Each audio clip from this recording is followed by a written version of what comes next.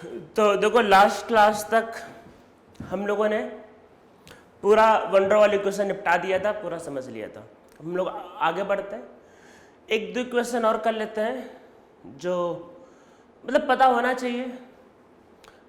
बस ये क्वेश्चन नहीं करते, ये थोड़ा बहुत मतलब पता होना चाहिए। इसमें एक टर्म आएगा जो आपको पता होना चाहिए, बाकी ऐसा इक्वेशन मतलब ऐसा ये क्वेश्चन बहुत ज़्यादा इंपॉर्टेंट नहीं है मतलब किसी भी एग्जाम के पॉइंट ऑफ व्यू से, पर इससे हम लोग एक वैल्यू निकालेंगे जो मतलब पूछा जा सकता है किसी भी एग्जाम में, मतलब including JEE main, JEE advance and NEET. ठीक है, तो विरल गैस इक्वेशन है क्या एक्चुअल में? तो देखो मैं बताता हूँ। पहले तो ये हमको समझ में आना जरूरी कि हमारे सिलेबस में क्या है। देखो हमारे सिलेबस में एक्चुअल में सिर्फ आइडियल गैस इक्वेशन है और रियल गैस को समझाने के लिए बहुत सी इक्वेशन है, पर हम लोगों के सिलेबस में सिर्फ वन ड्रॉ वाली इक्वेशन है। वन ड्रॉ वाली इक्वेशन क्यों है? क्योंकि वन ड्रॉ वाली इक्वेशन आइडियल गैस इक्वेशन से ही डिराइव होता है, बाकी जो इक्वेशन है वो उसका आइडियल गैस से कोई रिलेशन नहीं है। तो हम लोग मेनली पढ़ते हैं आइडियल गैस इक्वेशन और उससे जो डिराइव हुआ है वो है वन ड्रॉ वाली इक्वेशन। अब एक दो इक्वेशन और है जैसे विरल गैस इक्वेशन। तो विरल गैस इक्वेशन हम लोगों को जो पढ़ना है मेनली वो वन डर वॉल से डिराइव करके पढ़ना है। मतलब वैसे इसको तो आप इस फॉर्म में किसी भी इक्वेशन को लिख सकते हो, पर मेनली हमारा फोकस है वन डर वाली इक्वेशन पे। ठीक है, वही हमारे सिलेबस में मतलब हमारे सिलेबस में है कि है वन डर वाली इक्वेशन इन विरल गैस फॉर्म। तो बोलो विरल गैस फॉर्म क्या होता है? तो एक्चुअल में ये गैस की इक्वेशन लिखने का तरीका होता है और वो जो इक्वेशन होता है वो किसी भी गैस में वैलिड होता है। ठीक है, 10 में नीचे लिखो इन विरल gas equation we write equation of a gas in the form of 1/Vm और P, in the form of 1/Vm or P. This equation is valid for all the types of gas. इस सब के लिए valid है, मतलब depend करता है आपने किस तरीके से रिप्रेजेंट किया है। This equation is valid for all the types of gas. Even आप चाहो तो PV = nRT को भी ऐसा एक्सप्रेस कर सकते हो, पर वही है कि ये मतलब ये सारे गैसेस पे एप्लीकेबल है।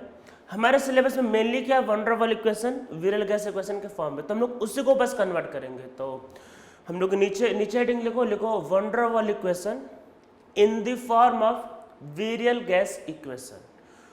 हेडिंग लिखना है ये वन डर वाल equation in the form of विरल गैस इक्वेशन। तो विरल गैस इक्वेशन क्या होता है? किसी मतलब गैस के इक्वेशन 1/Vm या फिर P के फॉर्म में लिखना। ठीक, ये होता है आपका विरल गैस इक्वेशन। तो देखते हैं कि कैसे इसको लिखा जा सकता है। तो आराम से कैलकुलेशन देखते जाओ और आप लोगों को देखो कितना अच्छा फील होगा। डिवाइड कर दो।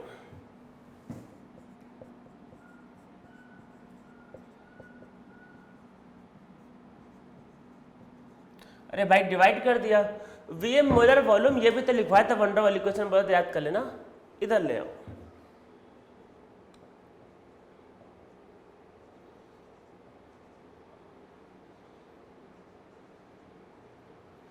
ठीक है, अब देखो Z क्या होता है? Z होता है PVm/RT। और अगर आपके पास रियल गैस हो मतलब आइडियल गैस होगा, अगर मान लो आइडियल गैस होगा तो ये 1 होता है। ठीक है, तो हम लोग बाकी के गैस के लिए देखते हैं कि क्या हो सकता है। तो ये जो P का वैल्यू जो निकल रहा है, मतलब जो P का वैल्यू निकल रहा है, हम लोग क्या कर रहे हैं? वन डर वाली इक्वेशन को विरल गैस इक्वेशन के फॉर्म में कन्वर्ट कर रहे हैं, मतलब 1/Vm के फॉर्म में या फिर P किसी भी एक के फॉर्म में कन्वर्ट कर सकते हो। वैसे ज़्यादा फेमस आपका P का फॉर्म होता है, मतलब ज़्यादा फेमस 1/Vm का फॉर्म होता है। तो पहले इसको यहाँ पे रख देते हैं। अरे Z = PVm/RT, तो P की वैल्यू हमें रिप्लेस कर रहे हैं। देखो क्या होगा, Z = ये क्या हो जाएगा रिप्लेस करने पे? तो होगा RT Vm - B A/Vm², और बाहर रहेगा VmRT, अंदर मल्टीप्लाई कर दो। सो Z = क्या होगा? देखो RT से RT कट जाएगा, so this will B Vm - B, और यहाँ पे एक Vm कट जाएगा तो -AVmRT। तो पहले जहाँ तक सब लोग लिख लो। ठीक है, ये लिख लिया सब लोगों ने। यहां तक लिख लो।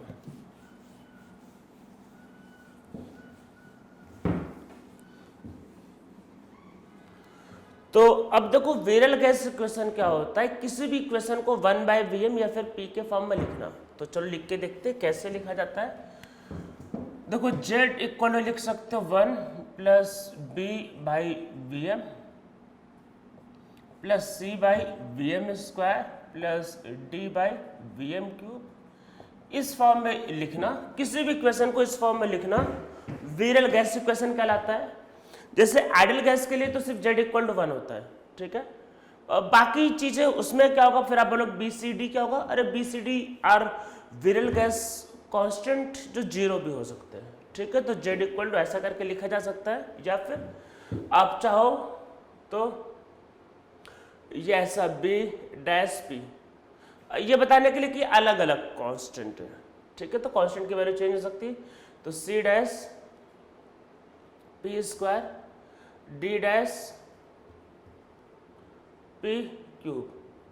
तो इस तरीके से वंडरवॉल मतलब इक्वेशन, मतलब इस तरीके से हम लोग विरल गैस इक्वेशन को लिखते हैं, ठीक है। इसमें चलो मैं नीचे मतलब मैंने नीचे वाले को लिख दिया, आप भी लिख लो, पर मैं इसको इरेज कर देता हूं, इसका हमें जरूरत नहीं, हम लोग इसके फॉर्म में लिखने जा रहे हैं। तो सबसे पहले विरल गैस कोफिशिएंट, मतलब ये जो है इनको विरल गैस कोफिशिएंट बोलते हैं। इसमें जो लिखा पहला वाला ये 1, तो 1 इज फर्स्ट विरल गैस कोफिशिएंट जो कांस्टेंट वैल्यू। तो इसमें ये लिखो, ये जो लिखा ये जो लिखा 1, ये क्या है, दिस इज फर्स्ट विरल गैस कोफिशिएंट। ये पूछा जाता है कि विरल गैस कोफिशिएंट मतलब BC की क्या क्या वैल्यू होती है। तो अगर फर्स्ट पूछा है तो फर्स्ट विरल कोफिशिएंट इज 1 ही पहला विरल गैस कोफिशिएंट है, और वो क्या है, कांस्टेंट। अरे 1 तो भाई कांस्टेंट है, उसकी कोई वैल्यू नहीं। इसमें बाकी क्या है, B सेकेंड विरल कोफिशिएंट, ठीक है। C क्या है, थर्ड विरल कोफिशिएंट। ऐसे आगे की वैल्यू भी आप लिख सकते हो, ठीक है। B C की वैल्यू, सबकी वैल्यू अभी हम लोग कैलकुलेट करते हैं। तो अगर आप किसी क्वेश्चन को, मैंने जैसे बताया, अगर आप किसी क्वेश्चन को P के फॉर्म में या फिर 1/Vm के फॉर्म में लिखते हो तो वही होता है आपका विरल गैस इक्वेशन। तो मैंने यहाँ पे 1/Vm के फॉर्म में, अरे पहले देखो पहला वाला क्या है, Vm⁴। किसी भी नंबर का पावर 0 हो तो 1 हो जाता है, ऐसा। तो पावर 0, पावर 1, पावर 2, पावर 3 चलता रहता है, ठीक है। तो ये आपके पास क्या है, ये आपके पास है विरल गैस इक्वेशन। अब हम लोग क्या करेंगे, इस इक्वेशन को इसके फॉर्म में लिखेंगे। अरे हमारा सिलेबस में क्या है, वंडरवॉल इक्वेशन को विरल गैस के फॉर्म में कन्वर्ट करना। तो इसको इसके फॉर्म में कन्वर्ट करेंगे। आप बोलोगे सर ये कैसे कन्वर्ट हो सकता है, अरे आप लोगों को कुछ ना कुछ मैथ्स पढ़ाया गया होगा, वो पढ़ा दिया गया होगा ना, AP GP HP, अरे सीक्वेंस एंड सीरीज, उसमें पढ़ाया गया ना GP, ज्योमेट्रिक प्रोग्रेशन। अभी चेक करते हैं आप लोगों को कितना आता है। तो देखो इसको क्या कर सकता हूँ मैं, इसमें इसको तो Z इक्वल टू Vm को मैं नीचे ले आया, 1/1 - B/Vm और -A/Vm/t। ऐसा कर सकते हैं, देखो भाई ऐसा कर सकते होंगे ना, ये इसको नीचे ले आए। चलो आप लोगों का GP चेक करते हैं। अगर एक GP का सीरीज है 1 + x + x² + x³, एक इनफाइनाइट तक सीरीज आ रही है, कोई लिमिट नहीं, खत्म ही नहीं हो रही, इनफाइनाइट तक, ठीक है। और ये बोला कि x की वैल्यू 1 से छोटा है, तो इसका सम क्या होता है, इसका सम शायद पढ़ाया गया होगा आप लोगों को, होता है A/1 - R। अरे भाई यही होता है सम। तो A मतलब पहला वाला और R की वैल्यू x, तो शायद ये सम पता होगा। मतलब कि ये जो नंबर जो लिखा है इसका सम ये होता है, ठीक है। पर एक कंडीशन भी पढ़ाई गई होगी, x की वैल्यू 1 से छोटी होनी चाहिए। अगर x की वैल्यू 1 से छोटी होगी तो ये समेशन ऐसा होता है। अब इसको ध्यान से देखो, ये नंबर देखो और ये नंबर देखो, एक ही जैसे लग रहा है। और b क्या होता है, b बी आपका होता है वॉल्यूम ऑफ गैस मॉलिक्यूल और वीएम क्या था, वॉल्यूम ऑफ कंटेनर। तो ऑब्वियस गैस मॉलिक्यूल का वॉल्यूम वीएम से छोटा होगा, तो इसमें तो कोई डाउट ही नहीं सबको कि वी बाई वी एम 1 से छोटा होगा, तो 100% है। तो ये जो इक्वेशन है आप इसकी जगह ऐसा लिख सकते हो, अरे भाई इससे ये बनता है या इससे ये बनाओ, बात तो एक ही है, इनका समेशन ये होता है, या फिर आप इसको चाहो तो ऐसे लिख सकते हो। जीपी में पढ़ाया गया होगा, तो हम लोग वही अब जीपी का चलो यूज करते हैं। तो देखो क्या होगा, 1 plus B by V M, B square by V M square, फिर आपके पास क्या होगा B cube upon V M cube, चलता जाएगा, ठीक है। 1 plus X square plus X cube चलता जाएगा, ठीक है। और अरे भाई ये तो इसकी जगह आया, और ये कौन लिखेगा, लास्ट में minus A by V M R T. तो अब देखो कुछ कुछ लग रहा होगा ना, वंडर वाल इक्वेशन कन्वर्ट कर दिया है वेरल गैस इक्वेशन में। तो इसीलिए पहले से बोला गया है भाई अगर कुछ करना है तो मैथ्स अच्छा होना चाहिए, मैथ्स ही खराब है तो फिर कहाँ से आप IIT वाईटी का सोचते हो, फिर छोड़ो सब, आपके बस की बातें नहीं है। हाँ अब जैसे ये मैं डिराइव करवा रहा हूँ, नीट उट वालों के लिए काम का नहीं होता है, नीट में जो रिजल्ट आएगा वो काम का, वो याद कर लेना बस, नीट के लिए उतना बहुत है। बाकी IIT वाईटी सोचते हो तो सब आना चाहिए भाई, IIT के लिए पहली रिक्वायरमेंट है, पहले से बोला हुआ मैथ्स अच्छा होना चाहिए, मैथ्स नहीं अच्छा तो कहाँ से IIT, ठीक है। ये एक क्वेश्चन हो गया। अब इसको हम लोग चलो और देखते हैं। केमिस्ट्री तो मैं सिखा दूंगा पर मैथ्स तो आना ही चाहिए। तो अब देखो इसको कैसे अरेंज करेंगे, 1 ये भी वी एम और ये भी वी एम, चलो वी एम कॉमन लेते हैं तो क्या होगा B minus A by R T, और ये होगा 1 बाई वी एम,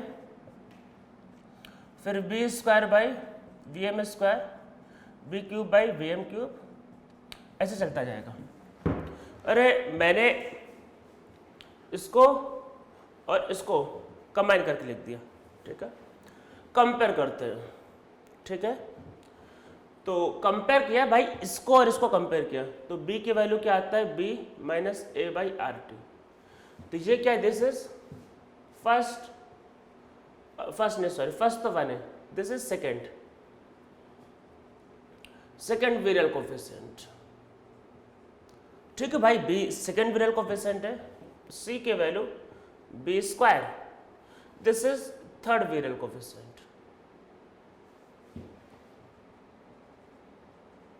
तो ऐसे लिखते जाना, थर्ड फोर्थ फिफ्थ चलते जाएंगे, ठीक है।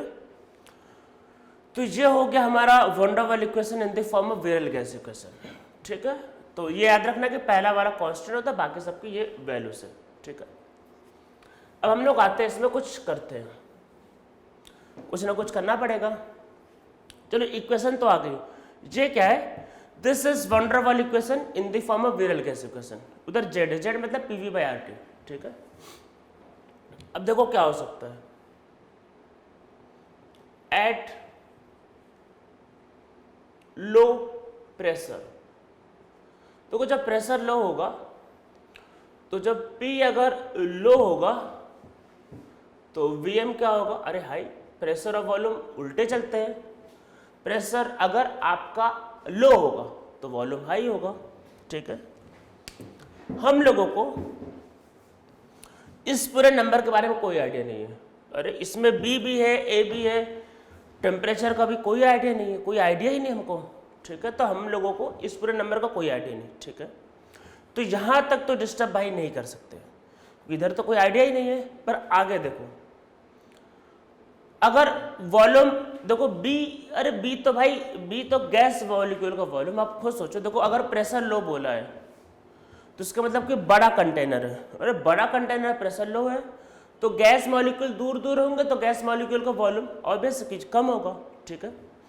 और होता क्या है कि और वॉल्यूम बड़ा है, उसका स्क्वायर, बड़े का स्क्वायर बहुत बड़ा, तो ये सारी वैल्यू नेग्लिजिबल हो जाएगी। तो इसमें क्या हो जाएगा,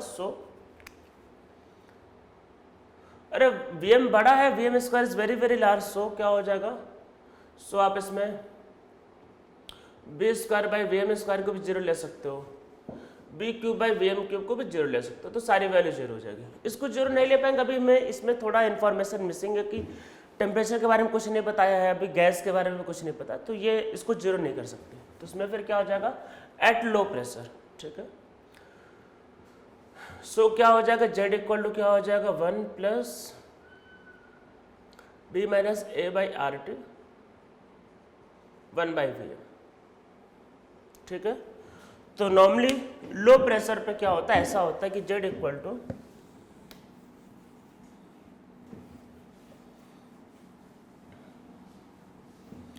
तो Z equal to 1 B minus A by R T और 1 बाई बी एम, ठीक है, ऐसा होता है। अब चलो आते आइडियल गैस के लिए, ठीक है।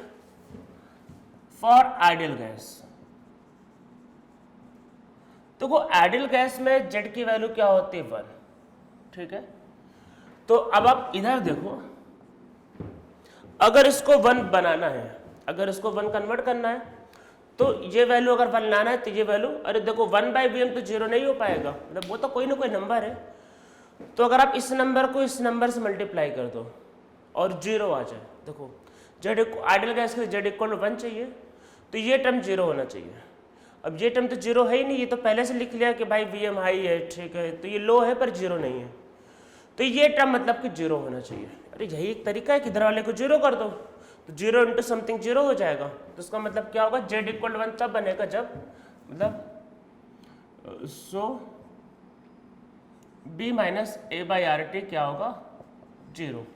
अगर ये जीरो हो जाए तो जीरो इंटू समथिंग जीरो हो जाएगा, जेड इक्वल टू 1। इसका मतलब कि यहाँ से टेम्परेचर आएगा B equal to A by R T या फिर टी इक्वल टू क्या होगा, ए बाई आर बी। ये टेम्परेचर याद करना है, ये नीट में सीधा सीधा पूछा जाता है या जेईई मेन में, ठीक है।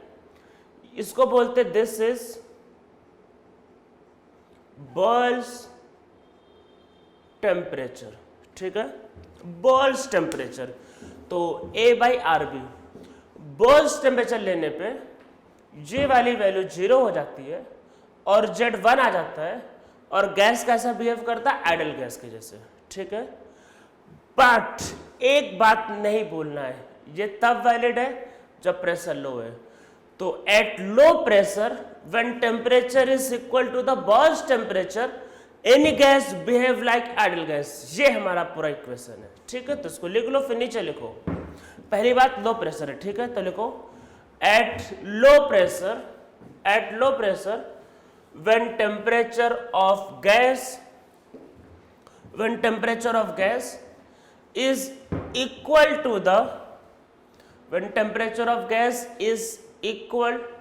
to the Bose temperature, any gas behave like ideal gas, ठीक है। बर्स्ट टेम्परेचर को याद रखना क्या होता है, T equal to A by R B, ठीक है। तो ये याद रखना है कि बॉयल्स टेम्परेचर पे कोई भी गैस आइडियल गैस के जैसे बिहेव करता है, पर प्रेशर लो होना चाहिए। तो अब देखो ग्राफ कैसा होता है, इसका ग्राफ समझ लो।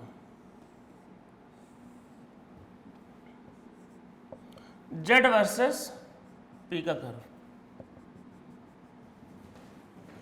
अगर टेम्परेचर बॉयल्स टेम्परेचर है तो लो प्रेशर पे वो आइडियल गैस होगा, तो मतलब कि तो लो प्रेशर पे उसकी वैल्यू इसी के आसपास घूमती रहती है, फिर आगे जाके बढ़ जाएगी।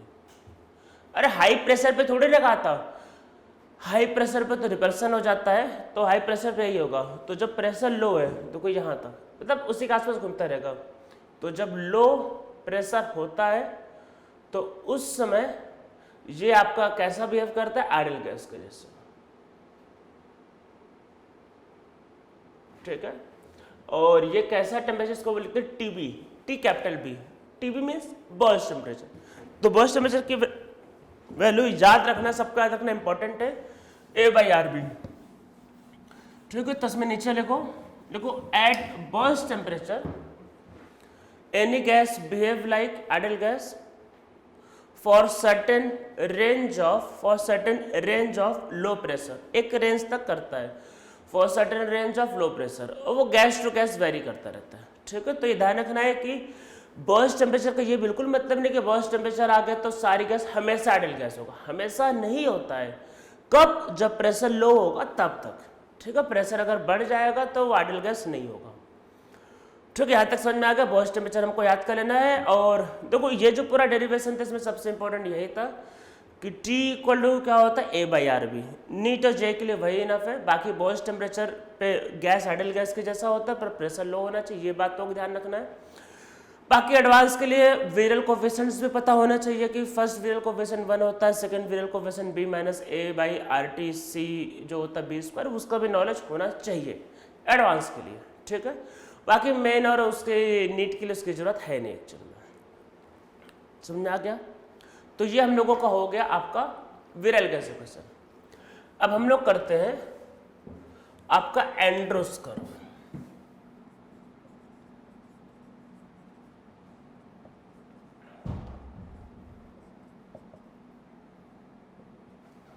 एंड्रोस कर्व,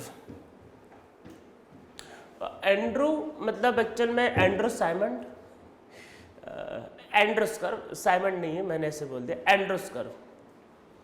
ये समझते ही क्या है और क्या बताता क्या है।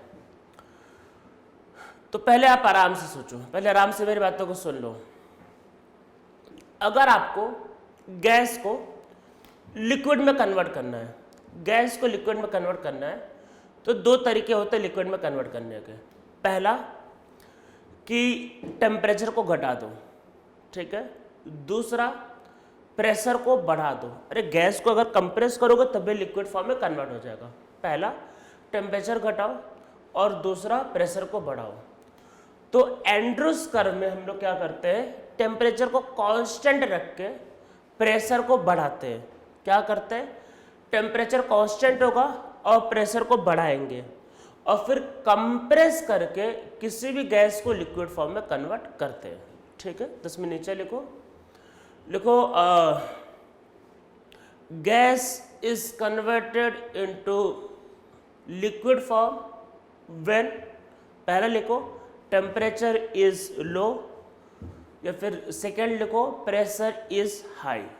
ठीक है, इसमें नेक्स्ट लाइन से लिखो, लिखो in Andrews curve temperature remains constant.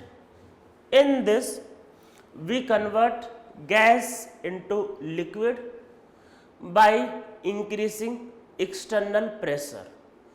तो एक्सटर्नल प्रेशर को आप इंक्रीज करके गैस को लिक्विड में कन्वर्ट करते हो। ठीक है, एंड्रूस कर्व में ये ध्यान रखना है कि टेम्परेचर कांस्टेंट रहेगा, प्रेशर को बढ़ाते जाएंगे तो जो गैस होगा उसको लिक्विड में कन्वर्ट करना है हम लोगों को, उसके हिसाब से इसका स्टडी करना है। ठीक है, अब देखो कुछ बातों को समझो पहले। देखो होता क्या है, अगर आप टेम्परेचर को बढ़ाते हो, मतलब देखो अगर आप टेम्परेचर को बढ़ाते हो तो फिर दो गैस मॉलिक्यूल में फोर्स ऑफ अट्रैक्शन कम होने लगता है। अगर दो गैस मॉलिक्यूल में फोर्स ऑफ अट्रैक्शन कम होगा तो उसको लिक्विफाई करना उतना डिफिकल्ट होगा, फिर आपको प्रेशर बढ़ाना पड़ेगा।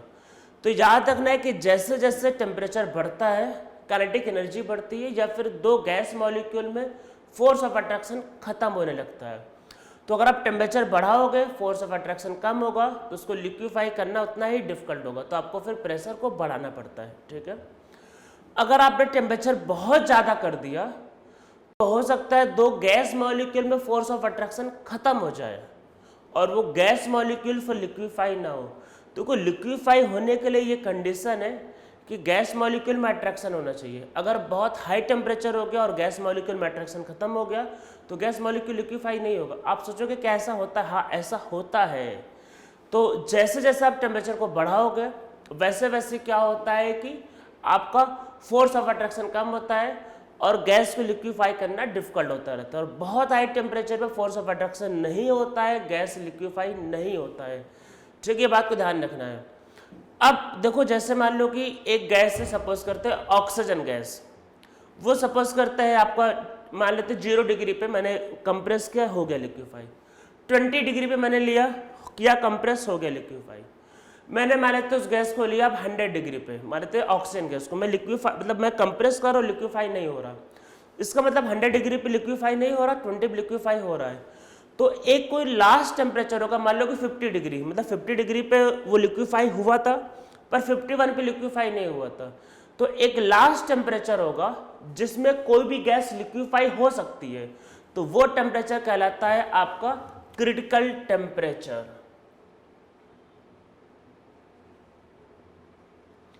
तो वो टेम्परेचर आपके पास कहलाता है क्रिटिकल टेम्परेचर, ठीक है। तो क्रिटिकल टेम्परेचर क्या होता है? Maximum temperature at which any gas can be converted into liquid. तो मैक्सिमम टेम्परेचर जब कोई गैस में लिक्विड कन्वर्ट कर सकते हैं, टेम्परेचर अगर उसके ऊपर हो गया तो जो करना चाहो कर लो, गैस लिक्विफाई नहीं होगी, ठीक है। तो इसमें नीचे कुछ कहानी लिख लेते हैं। तो नीचे लिखो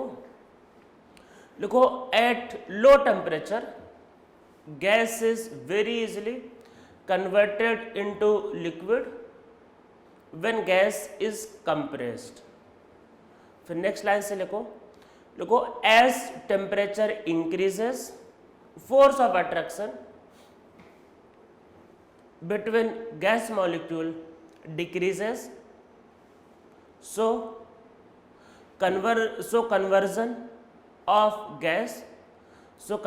of gas into liquid becomes difficult. As temperature increases, force of attraction between gas molecule decreases, so conversion of gas into liquid decreases, ठीक है। conversion of gas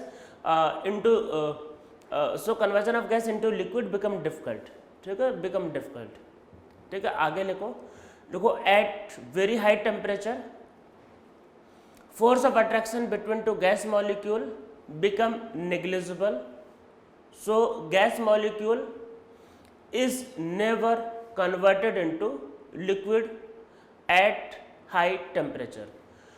तो गैस मॉलिक्यूल लिक्विड में कन्वर्ट नहीं होता है at high temperature. So gas molecule is never converted into liquid at high temperature. अगर high temperature होगा तो कन्वर्ट नहीं होगा। जो करना चाहो कर लो, इसमें लिखना चाहो लिख लो फॉर एनी एक्सटर्नल प्रेशर, जो एक्सटर्नल प्रेशर लगाना चाहो कर लो, नहीं होता है, ठीक है।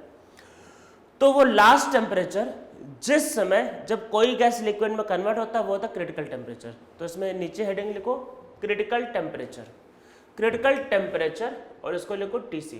तो लिखो critical temperature is last temperature at which any gas is converted into liquid. फिर नेक्स्ट लाइन से लिखो वही at which any gas is converted into liquid. फिर नेक्स्ट लाइन से लिखो if temperature is more than the critical temperature then gas is never converted into liquid for any external pressure. अगर temperature critical temperature से ज़्यादा होगा तो gas liquefy नहीं होगी आपका किसी भी एक्सटर्नल टेम्परेचर के लिए, ठीक है। ये आपका होता है एंड्रूस ने बोला, एंड्रूस ने ऐसा बोला और इसको एक्सपेरिमेंटली किया भी। अब एक कर्व देखो प्लॉट करते हैं। अरे हेडिंग था एंड्रूस कर्व। मैं इस कर्व में कुछ ये डॉटेड ड्रॉ कर रहा हूं।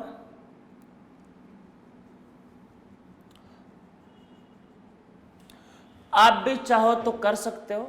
ये for better understanding of curve, ये हमको कर्व को समझने में थोड़ा हेल्प करेगा। अदरवाइज ये कर्व का पार्ट नहीं है, ये हम लोग अपने अंडरस्टैंडिंग के लिए कर रहे हैं, ठीक है, कर्व का पार्ट नहीं है, ठीक है। तो देखो क्या होता है, समझो, सबसे पहले समझो।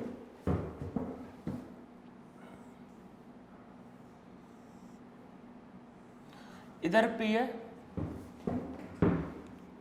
इधर V है। ध्यान से देखना, कर्व इंपॉर्टेंट है ठीक ठाक।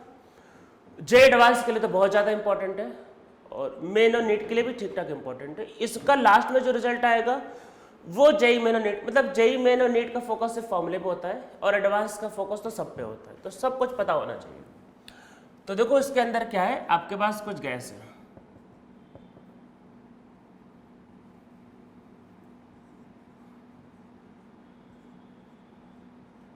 तुम्हारे तक कोई गैस है और देखो बाहर से हमने क्या किया, उसको प्रेशर को बढ़ाया। प्रेशर को बढ़ा रहे हैं तो वॉल्यूम क्या हो रहा है, कम हो रहा है, ठीक है। अरे देखो टेम्परेचर कांस्टेंट, हम लोग जब स्टडी करेंगे तो जैसे हमारे थे एंड्रोस ने जब स्टडी किया, पहले दिन मान लो टेम्परेचर रखा 0 डिग्री, फिर नेक्स्ट डे रखा 10 डिग्री, फिर नेक्स्ट डे रखा 20 डिग्री, तो टेम्परेचर कांस्टेंट है। तो ये सारा काम करें हम लोग T1 टेम्परेचर पे, ठीक है, टेम्परेचर कांस्टेंट है। कंप्रेस करें, अभी गैस है देखो, तो जब टेम्परेचर कांस्टेंट और प्रेशर बढ़ाया तो वॉल्यूम कम, तो याद करो जहाँ से चैप्टर स्टार्ट हुआ है, जहाँ से चैप्टर स्टार्ट हुआ वहीं पे जाओ। कहाँ से स्टार्ट हुआ है? बोल्स लॉ पे पहुँचो। टेम्परेचर कांस्टेंट, प्रेशर बढ़ाया, वॉल्यूम कम। तो यहाँ देखो ये कर्व कुछ ऐसा होगा, देखो ये ऐसे जा रहा है। अरे ऐसे तो कुछ कर्व प्लॉट करवाया था ना, ये कर्व देखो कुछ ऐसा। भाई ये वॉल्यूम इधर है, तो कंप्रेस कर रहे हैं ना, तो देखो वॉल्यूम छोटा हो रहा है और प्रेशर बढ़ रहा है। ठीक है, ऐसा तो था ना, बॉल्स का कर्व याद करो, ऐसा ही ड्रॉ करवाया था बॉल्स कर्व। कोई डाउट है जाके लेक्चर 1 देखो, ऐसा कुछ कर्व था। ठीक है, यहाँ पे पहुंच गए, उसके बाद क्या हुआ, मतलब कि देखो कंप्रेस करते करते आप यहां पे आ गए। ठीक है, अब इसको कंप्रेस कर रहे हो। ठीक है, कंप्रेस कर रहे हो। अब देखो क्या होगा कि वो जो गैस है वो लिक्विड फॉर्म में कन्वर्ट होने लगेगा। तो मतलब अब आपके पास देखो क्या होगा, यहां पे समझो क्या होगा, PV = nRT। ठीक है, जैसे ही आपने मान लो कि थोड़ा सा उसको कंप्रेस किया, तो जो गैस है वो लिक्विड फॉर्म में कन्वर्ट हो गया। तो मतलब गैस का जो मोल है, ये जो N जो होता है वो गैस के मोल, वो डिक्रीज कर गए। मतलब ऐसा है कि कंटेनर को मैंने थोड़ा सा दबाया, जैसे ही दबाया तो गैस लिक्विड फॉर्म में कम हो गया, तो गैस के मोल डिक्रीज कर गए, गैस के मोल डिक्रीज कर गए और वॉल्यूम में देखो कम हो रहा है। तो एक्चुअल में फिर अब होता ये कि जैसे जैसे वॉल्यूम आप छोटा करते जाओगे वैसे वैसे मोल कम होता जाएगा गैस के। क्यों कम होता जा रहा है? क्योंकि गैस लिक्विफाई होता जाएगा, और जिस समय गैस लिक्विफाई होता है तो उसमें जितना वॉल्यूम कम होगा उतना गैस का मोल कम होगा और प्रेशर उसमें चेंज नहीं हो पाता। अरे वॉल्यूम कम मोल कम, तो उसमें प्रेशर का चेंज नहीं होता। तो इसमें नीचे लिखो when gas is converted into liquid, mole of gas decreases, change in mole of gas and decrease in volume are equal. Change in mole of gas and decrease in volume are equal. At this time, when gas is converted into liquid, pressure become constant. At this time, when gas is converted into liquid, pressure become constant. तो इसमें pressure आपको constant हो जाता है। ठीक है, तो जिस समय आप जब इसको कंप्रेस करते हो और जब गैस लिक्विड में कन्वर्ट होने लगता है तो उसमें प्रेशर आपको कांस्टेंट हो जाता है, क्योंकि मोल जैसे मतलब कंप्रेस कर रहे हैं, जैसे जैसे वॉल्यूम कम होता है वैसे वैसे मोल कम होगा।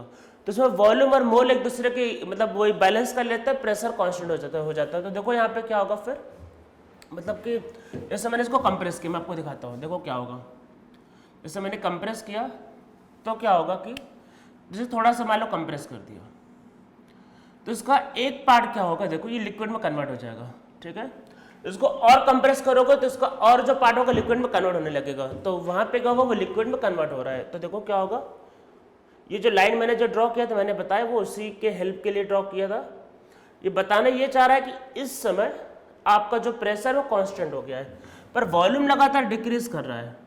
तो अब बोलोगे सर भाई वॉल्यूम डिक्रीज कर रहा है तो प्रेशर में चेंज क्यों नहीं हो रहा? क्योंकि जिस समय गैस लिक्विड में कन्वर्ट होता है तो गैस के मोल डिक्रीज हो रहे हैं। मोल डिक्रीज, जैसा N डिक्रीज वैसा V डिक्रीज, प्रेशर इसमें कांस्टेंट है। ठीक है, तो इधर देखो क्या होता है, इधर V तो मतलब टेम्परेचर ये T1 है, V का मतलब ये है कि ये वेपर है, ये वेपर है। ठीक है, ये वेपर है अभी, मतलब गैस समझ लो, जहां पे वेपर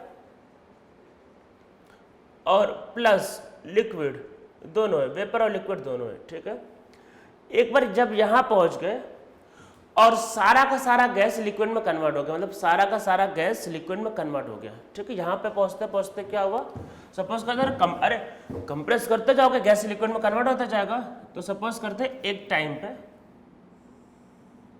ये सारा का सारा गैस लिक्विड में कन्वर्ट हो चुका है। ठीक है, अब अगर लिक्विड बन चुका है तो जो करना चाहो कर लो, वॉल्यूम कम नहीं होगा। अरे वाटर, घर में वाटर को लो, कंटेनर में भर लो, दबाओ, कुछ होगा? कुछ नहीं होगा।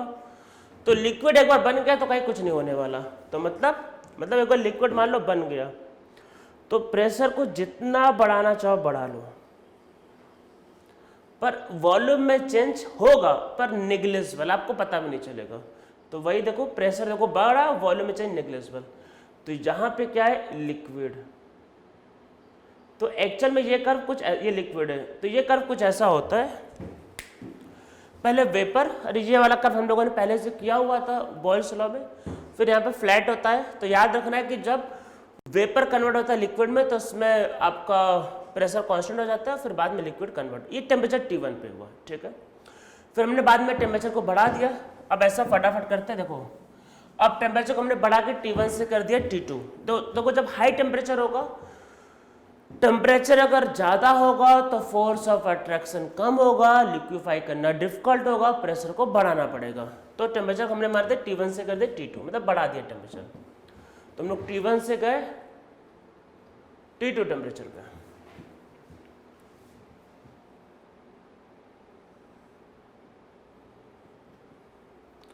T2 टेम्परेचर ज़्यादा है, लिक्विफाई करना डिफिकल्ट है।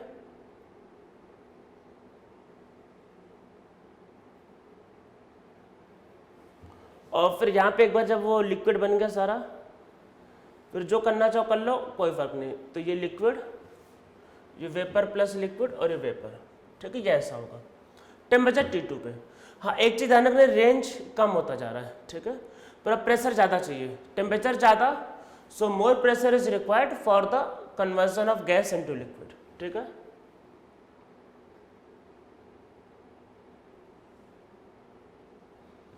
ये टेम्परेचर है T3, इधर वेपर, वेपर प्लस लिक्विड और ये लिक्विड, ठीक है, ऐसा होगा। एक लास्ट ये जो पॉइंट इस पीक पे, जिस समय गैस कन्वर्ट होता है लिक्विड में, वो होता है क्रिटिकल टेम्परेचर। यहां पे सडन चेंज और यहां पे गैस वाला चेंज, ठीक है। तो अब ये क्रिटिकल टेम्परेचर, ठीक है।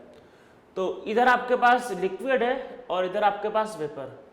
क्रिटिकल टेम्परेचर पे क्या होता है, मतलब कि क्रिटिकल टेम्परेचर जब होता है तो जब गैस को ठंडा करते, मतलब गैस को कंप्रेस करते, सडनली गैस लिक्विड में कन्वर्ट हो जाता है, सडन। तो मतलब वहां पे क्या होता है कि सडन इंस्टेंटेनियस क्या होता है, गैस लिक्विड में कन्वर्ट होता है। और इस पॉइंट पे आप बोल सकते हो गैस भी लिक्विड, मतलब सडन कन्वर्जन होता है, दोनों आपस में इक्विलिब्रियम में होते हैं। इक्विलिब्रियम मतलब कि दोनों स्टेट एग्जिस्ट करता है। टेम्परेचर अगर इसके ज्यादा हो गया तो ऐसा ही कर्व रहेगा, ऐसा कर्व। अरे ये कर्व भाई वो वेपर वाला। तो अब ये क्या होगा, हमेशा वेपर, ये लिक्विफाई हो ही नहीं सकता, ठीक है। तो ये आपके पास कुछ कर्व होगा। तो T5 पे तो लिख लो कि at T5 temperature gas is never converted into liquid. तो गैस कभी भी लिक्विड में कन्वर्ट नहीं होगा, ठीक है। तो ये हमारे कर्व थे। अब इस कर्व में देखो कुछ समझने वाली बातें हैं, कुछ बातें हैं जो हमें समझना है। तो क्रिटिकल टेम्परेचर क्या होता है? क्रिटिकल टेम्परेचर भाई वो टेम्परेचर होता है जिस समय गैस कन्वर्ट, मतलब वो लास्ट टेम्परेचर जिस समय गैस लिक्विड में कन्वर्ट हो सकता है। क्रिटिकल टेम्परेचर क्या होता है? लास्ट टेम्परेचर जब गैस लिक्विड में कन्वर्ट हो सकता है। अब देखो ये पॉइंट देखो, ये इधर,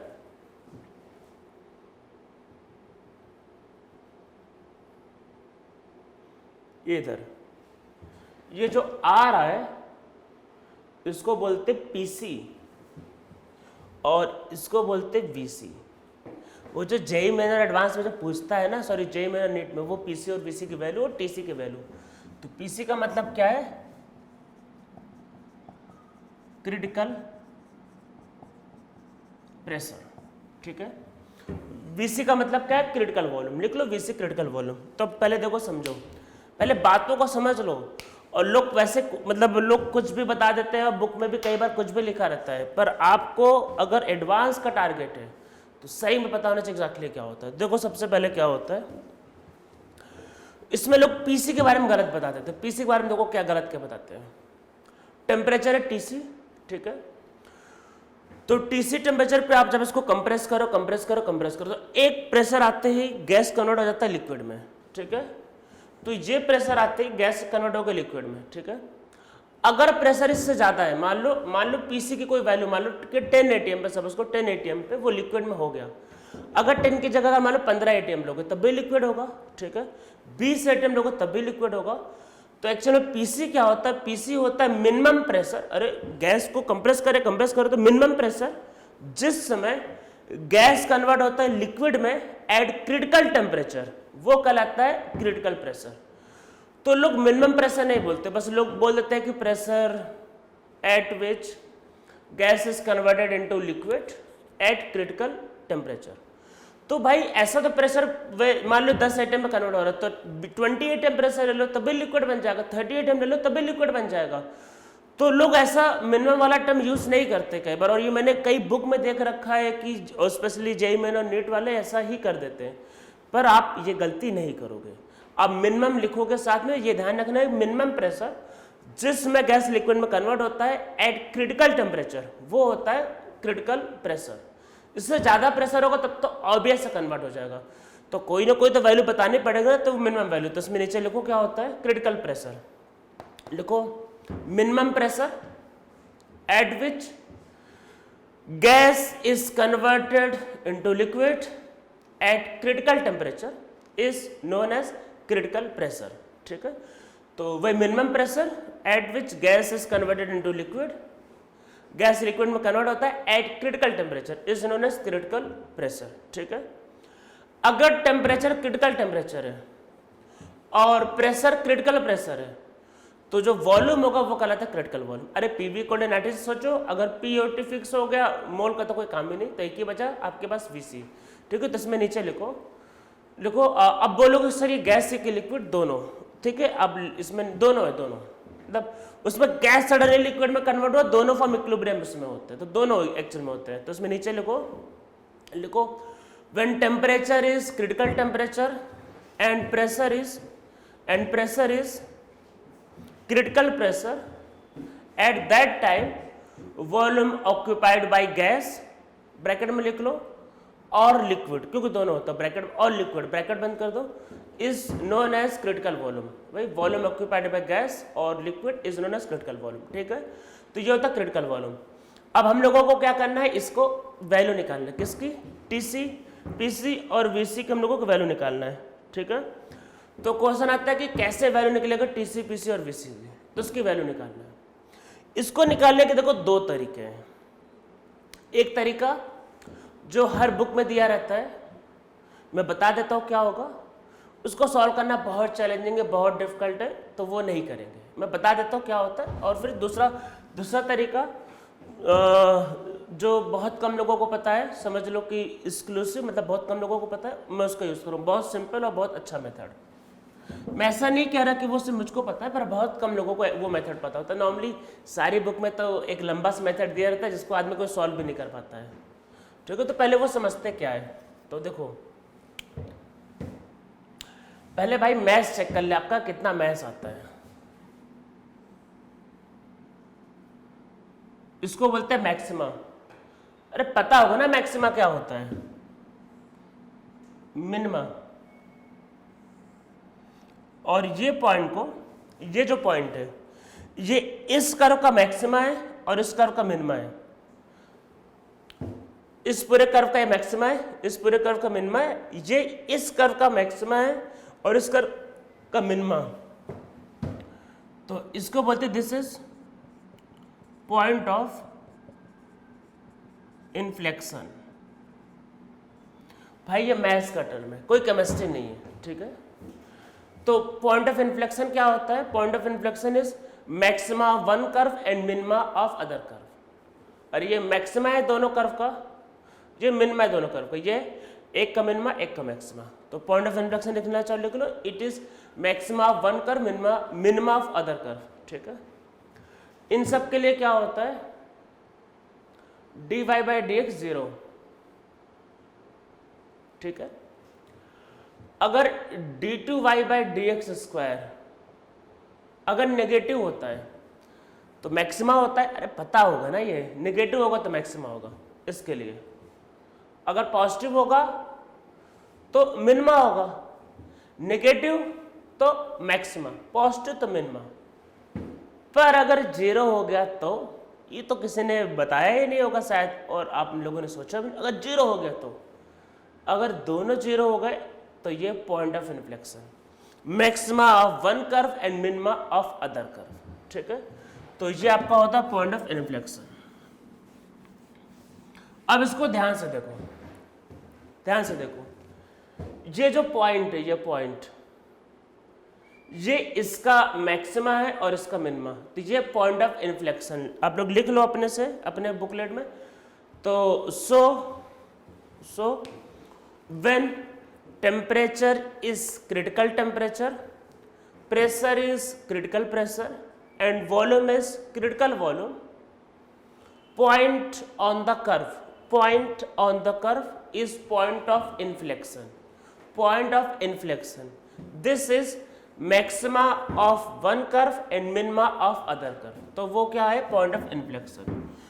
तो वो point of inflection होता है, ठीक है। और उसकी वैल्यू हम लोगों को निकालनी है, किसकी, TC/PC VC की वैल्यू निकालनी है। देखो कैसे कर सकते हैं, हमारे सिलेबस में क्या है, वॉन डर वाल इक्वेशन। भाई चलो सॉल्व करते हैं वॉन डर वाल इक्वेशन। ये जो क्रिटिकल टेम्परेचर बताया है, मैं आपको इसके बारे में एक लाइन बताना चाह रहा हूँ। ये रियल में होता है, जैसे CO2 गैस, अगर टेम्परेचर 32 डिग्री मतलब 31 पॉइंट समथिंग होता है, 32 डिग्री के ऊपर है, CO2 गैस को कितना भी चाहो कंप्रेस कर लो, वो लिक्विफाई या सॉलिडिफाई नहीं होता है। तो ऐसा होता है, अगर आप टेम्परेचर को बढ़ा दोगे तो गैस लिक्विफाई होना बंद हो जाता है, ठीक है। हम लोग इसमें लिखते हैं, अरे वॉन डर वाल इक्वेशन।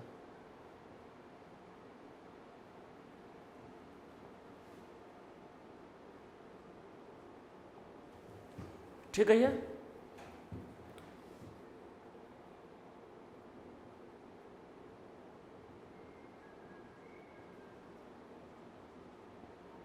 ओके। ये इक्वेशन फर्स्ट। और अच्छा, पिछला वाला कर्व क्या था, ये जब कर्व जब प्लॉट करते हैं, इधर y होता है, इधर x होता है, तो dy/dx। तो इधर क्या था p, इधर क्या था v। तो क्या करना, ये इक्वेशन फर्स्ट है, इसका dp/dv लेना और जीरो कर देना। भाई dp/dvm कर देना, जीरो कर देना। डिफरेंशिएट करना आता होगा। अब बोलोगे सर टेम्परेचर को क्या करना है, भाई टेम्परेचर कांस्टेंट है। पहले से जब कोई भी कर्व प्लॉट कर रहे थे, जैसे मान लो कि, तो उसमें टेम्परेचर कांस्टेंट लेने पे कर्व सॉल्व कर रहे थे, टेम्परेचर कांस्टेंट लेना, ठीक है। इसको डिफरेंशिएट करना, अरे p की वैल्यू यहाँ पे पुट कर देना ये, और सॉल्व कर लेना, इक्वेशन आएगा 2। मैं ये जो बता रहा हूँ, ये सब बुक में ही दिया रहता है, आपको देखना होगा, आपके पास कोई भी बुक होगी, मतलब इवन पेज का अगर मटेरियल होगा उसमें भी देख सकते हो, ये चीज़ें दिया हुआ है। फिर आप वैसे काम करना ही है सोल्यूशन, मैं बस लिख लो मैं जो बता रहा हूँ। इसको डबल डिफरेंशिएट करना, फिर से जीरो करना, वो इक्वेशन जो बनेगा वो कोई नहीं पूछेगा किसी भी एग्जाम में, इसको जीरो करना, ठीक है। तो ये पहला इक्वेशन, इसको डिफरेंशिएट करना, जीरो करना, इसको डबल डिफरेंशिएट करना, अरे जो आया उसको डबल फिर से डिफरेंशिएट, तो जीरो करना, ठीक है। करने के बाद क्या करना, टी के जगह TC कर देना, P के जगह PC कर देना, और V के जगह मतलब VM के जगह वही VC कर देना, ठीक है। और फिर सॉल्व कर लेना।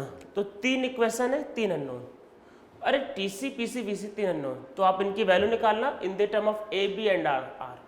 तो यही तो है ना ये, तो AB और R के टर्म में निकाल लेना, ठीक है। तो आपका आंसर आ जाएगा, मतलब TC PC और VC की वैल्यू आ जाएगी। क्या करना है मैं रिपीट करता हूँ, अगर आप करना चाहो तो, या फिर आप अपने किसी भी बुकलेट या किसी भी स्टडी मटेरियल से देखना चाहो देख सकते हो।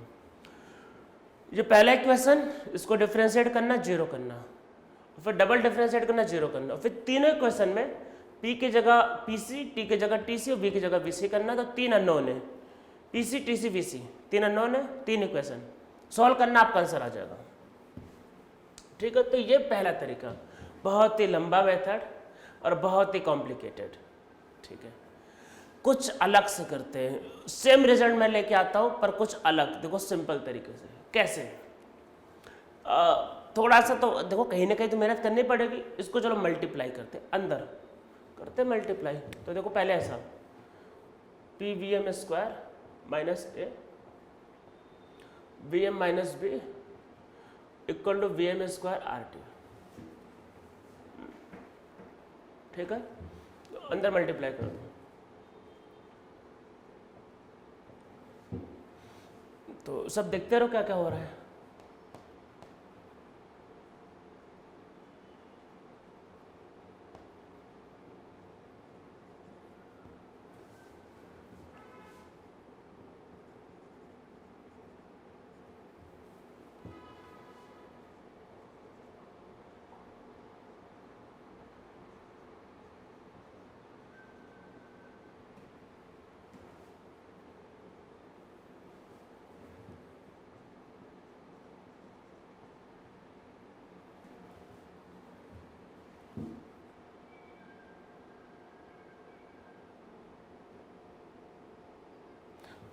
ये प्लस रहता है, एक मिस्टेक। भाई मैं सोचा कुछ तो गड़बड़ हो रहा है, तो मैं सोचा कुछ तो गड़बड़ हो रहा है। ये प्लस रहता है भाई, ये प्लस रहता है, ये माइनस। तो मैं सोचा कुछ, तो ये इससे मल्टीप्लाई हुआ, ये सही है।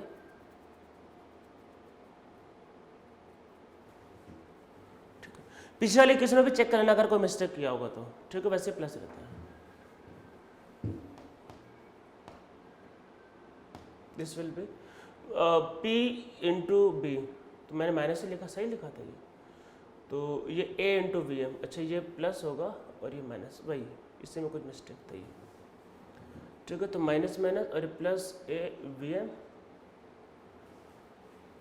और ये minus A B equal to 0। ठीक है, P से डिवाइड कर देते हैं। देखो ऐसा होगा वी एम क्यूब,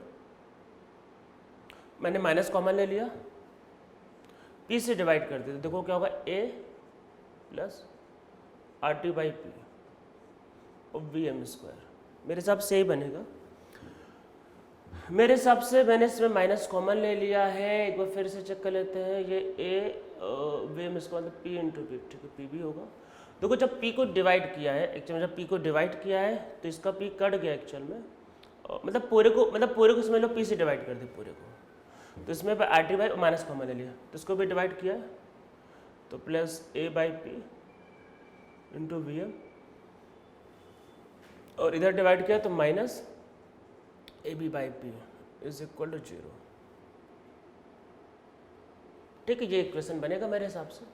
ठीक है, अब देखो ये क्यूबिक इक्वेशन है, तो क्यूबिक इक्वेशन के क्या होता है, 3 रूट होते हैं। ठीक है, तो वो जो कर्व था ना आपका P वर्सेस, अरे जो P वर्सेस V का जो कर्व जो प्लॉट किया था, ठीक है, तो ये जो इक्वेशन था एक्चुअल में, इसको अगर आप किसी भी क्वेश्चन को सॉल्व करोगे तो इसमें 3 कर्व आएंगे, मतलब 3 अलग अलग वैल्यू आती है इसमें। ठीक है, तो क्यूबिक इक्वेशन है तो इसमें क्या होगा, 3 कर्व आएंगे, मतलब ये 3 वैल्यू आएगा। और ये जो कर्व एक्चुअल में, जैसे मान लो कोई भी कर्व, जैसे मान लो कि ये, तो इसमें 3 वैल्यू आती है, और मतलब इसको सॉल्व करने पे 3 वैल्यू आती है। ठीक है, तो इसमें नीचे लिखो कि this is cubic equation, so we get 3 values of v। ठीक है, 3 वैल्यूज ऑफ वी एम। ठीक है, इसमें आगे लिखो, नेक्स्ट लाइन से लिखो at critical condition, that is when temperature is critical temperature and pressure is critical pressure, all the 3 roots of V M become same. ठीक है, ऐसा होता है क्योंकि वो वैल्यू, मतलब वो सारा मर्ज करके एक पॉइंट आता था ना जहाँ पे क्रिटिकल होता था, तो क्रिटिकल टेम्परेचर और प्रेशर पे क्या होता था, सारे रूट मर्ज होकर एक ही बन जाते थे। तो वही लिखते कि at critical temperature all the 3 roots of V M become same, तो उसके तीनों रूट सेम हो जाते हैं। तो फिर होता क्या एक्चुअल में, इसमें V M equal to V C होता है एट क्रिटिकल टेम्परेचर। तीनों रूट मतलब वी एम की जो तीनों वैल्यू आती है, तीनों वैल्यू सेम होती है, तीनों वैल्यू किसके इक्वल होगी, क्रिटिकल टेम्परेचर और क्रिटिकल वॉल्यूम। मतलब देखो टेम्परेचर क्या है, क्रिटिकल टेम्परेचर, प्रेशर क्या है, क्रिटिकल प्रेशर। उसमें जब आप इसको सॉल्व करते हो तो वी एम की जो 3 रूट आते हैं, तीनों रूट की वैल्यू सेम होती है, और रूट की वैल्यू क्या होगी, अरे वी एम ही तो होगा क्रिटिकल वॉल्यूम, तो वो तीनों सेम होगा। ठीक है, तो मतलब यहाँ पे V M minus V C equal to 0 हो सकता है, या फिर यहाँ पे V M minus V C का क्यूब 0 हो सकता है। इसको ओपन करेंगे,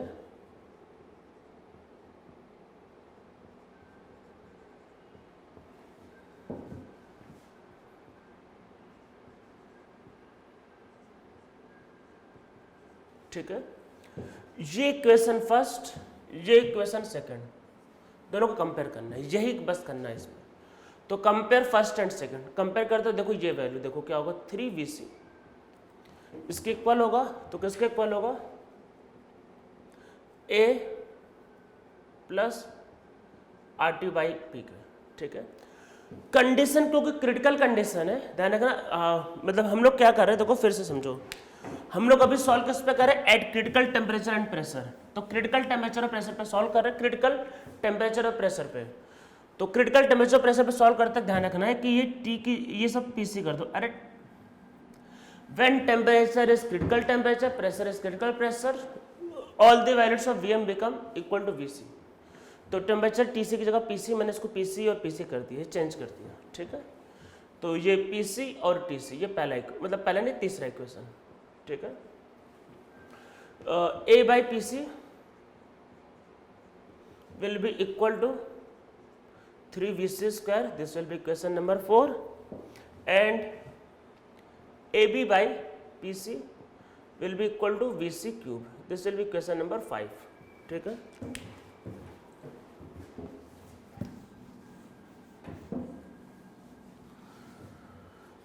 तो 4 को 5 से डिवाइड करो, तो क्या होगा, A by PC upon AB by PC equal to 3VC square by VC cube. तो PC से PC कटेगा, A से A कटेगा, तो इसमें देखो क्या बचेगा, 1 by V is equal to 3 by VC। तो इससे VC की वैल्यू आएगा 3V। ये वैल्यू याद रखना, this is very very important for any exam, JEE main NEET और सबकी, ये वैल्यू याद रखना है। जो पूछा जाता है आपको कई बार क्या होगा, बी का वैल्यू दिया रहेगा, पूछेगा व्हाट इज क्रिटिकल वॉल्यूम, तो याद रखना VC इज 3V, और भी चीजें करते हैं। जैसे ही ये निकल गया तो इसको यहाँ पे पुट कर दो, जैसे पुट करोगे तो क्या होगा, तो A by PC is equal to क्या होगा, 27 B square, so PC will be A by 27B square. अरे पुट करने पे वो 27 का मतलब 27B स्क्वायर होता, तो बस होगा, ये इसका वैल्यू आ गया, ठीक है। तो देखो आपके पास क्या आ गया कि VC आ गया है और PC आ गया है। देखो सारी वैल्यू याद रखना है, ये इंपॉर्टेंट है। जेईई मेन और नीट के लिए रिजल्ट मतलब जो सॉल्व किया वो इंपॉर्टेंट नहीं, पर रिजल्ट इंपॉर्टेंट है, और एडवांस के लिए तो सब इंपॉर्टेंट, सब पता होना चाहिए, मैक्सिमम मिनिमम इन्फ्लेक्शन सब पता होना चाहिए। अब बाकी इसमें ये सॉल्व करना है, तो इसको पुट करो और इसको पुट करो, तो क्या हो जाएगा, ये 9B, ठीक है, A प्लस क्या होगा, ये R, मतलब ये TC निकालना है, और ये PC की जगह क्या हो जाएगा आपके पास, ये हो जाएगा A, मतलब A ये हो जाएगा ये, और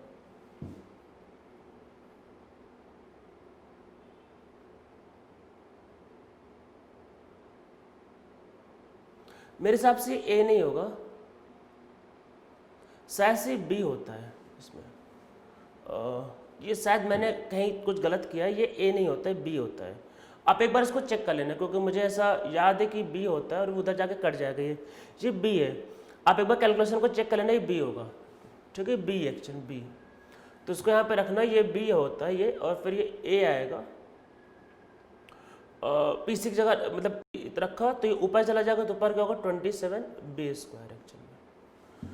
तो फिर आपके पास क्या होगा, उधर जाएगा, ये A नहीं होगा, B होगा, आप एक बार चेक कर लेना है वो, तो होता है 8B। देखो ये दोनों वैल्यू तो कंफर्म सही है, आप इसको याद कर, और ये होता है 8B इक्वल टू क्या होता है, ये हो जाएगा आपके पास R TC 27B square by A, तो एक B से एक B कट जाता है, तो TC की value 8A by 27B 27RB, मेरे हिसाब से यही इसकी वैल्यू होती है। मैं एक बार इसकी वैल्यू को एक बार कंफर्म कर लेता हूँ, और TC की वैल्यू को मैं एक बार कंफर्म कर लेता हूँ, मुझे भी एग्जैक्टली TC की वैल्यू याद नहीं है।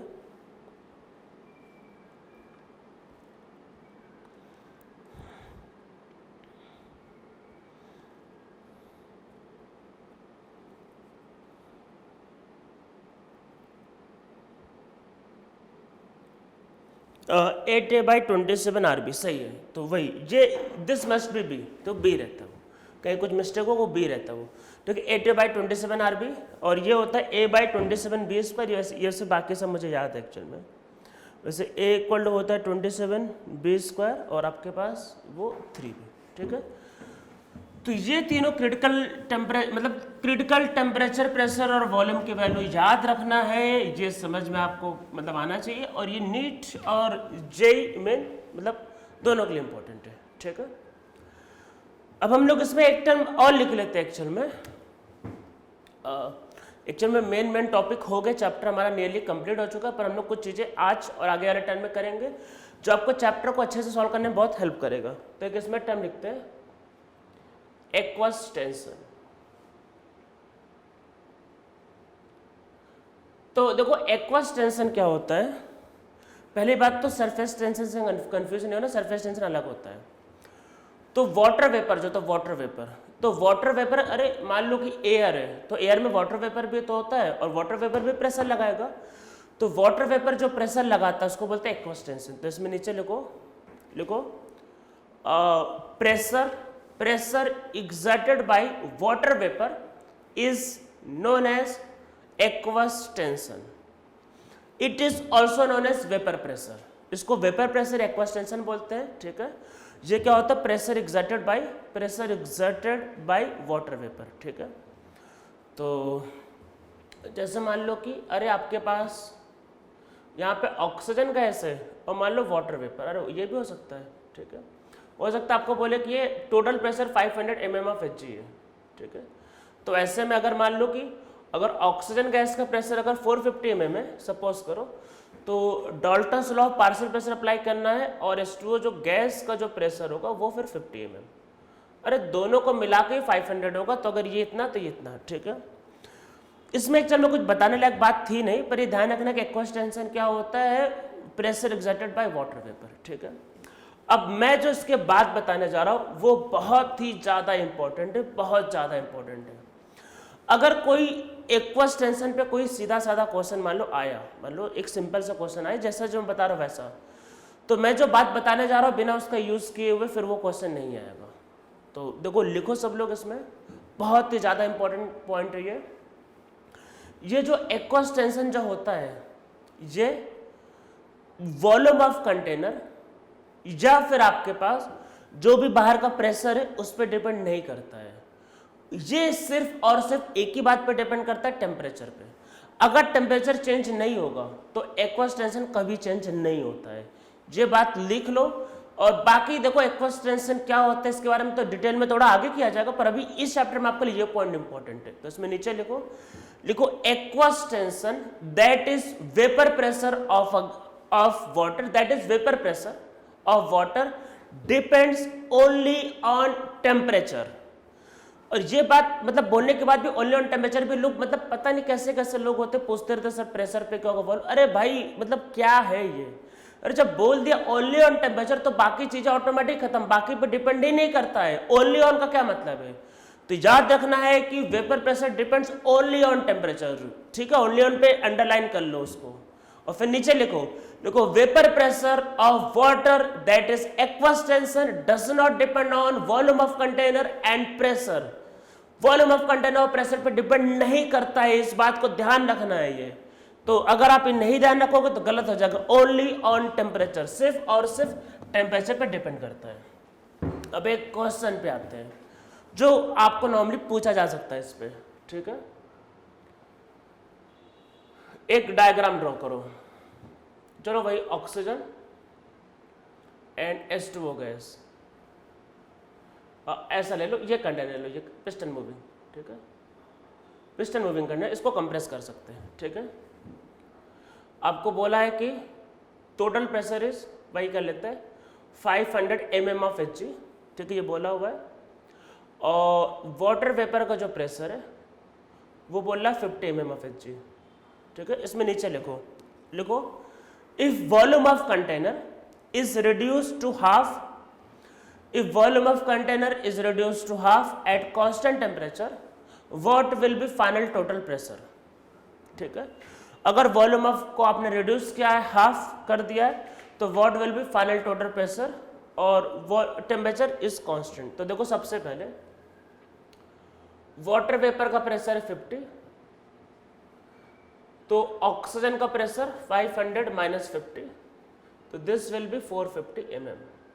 ठीक है, वॉल्यूम को आपने हाफ किया, तो आपको पता ही होता है प्रेशर उल्टा चलता है, तो प्रेशर क्या होगा, डबल डबल डबल। पर डबल गैस का होता है, गैस का, वाटर वेपर का नहीं। जस्ट अभी यही लिखा है depends only on temperature. Temperature नहीं बदला तो वो नहीं बदलेगा, बात खत्म हो गई। वॉल्यूम को हाफ करो, डबल करो, ट्रिपल करो, 1/3 करो, डजंट मैटर। वाटर वेपर का प्रेशर नहीं बदलेगा, ये बात समझ में आपको आ जाना चाहिए, ये याद रखना है। तो फिर वाटर वेपर का जो प्रेशर वो नहीं बदलेगा, ये बात को ध्यान रखना, ये नहीं बदलेगा। वॉल्यूम हाफ किया, प्रेशर डबल। प्रेशर किसका डबल होगा, ऑक्सीजन गैस का। तो 450 से आएगा 900 mm। वाटर वेपर का प्रेशर भाई नहीं बदलता है, नहीं बदलता है, ये याद रखना है, बस नहीं बदलता है।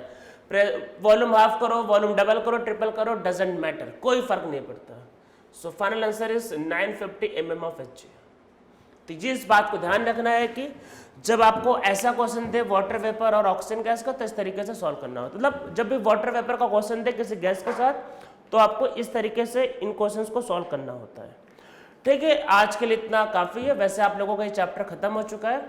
आप लोग चाहते हो तो आप लोग जो भी स्टडी मटेरियल है आप उसको पूरा सॉल्व कर सकते हो।